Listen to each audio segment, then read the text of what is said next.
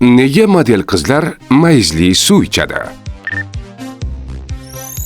Har bir modelning go'zalligi ortida qimmat kosmetik mahsulotlar yoki mukammal makiyajlar turganini o'ylaysizmi? Afsuski, bu har doim to'g'ri emas. Modellar va ko'plab go'zallik mutaxassislari oddiy, ammo samarali tabiiy usullardan foydalanishadi. Ularning eng mashhur sirlaridan biri mayizli suv. Mayizda B, C va E vitaminlari mavjud bo'lib, ular terining sog'lom va yorqin ko'rinishini ta'minlaydi. Bu tabiiy davolanishning afzalligi shundaki, uni tezda va juda oson tayyorlash mumkin. Ya'ni hech qanday qimmat muolajalar yoki murakkab jarayonlarga ehtiyoj yo'q. Mayizli suvni tayyorlash uchun bir osh qoshiq mayizni yaxshilab yuvib tozalang. Yuvilgan mayizlarni bir stakan iliq suvga solib qo'ying. E'tibor bering, issiq emas, iliq suv bo'lishi kerak. Ertalab ichish uchun tayyor bo'ladi.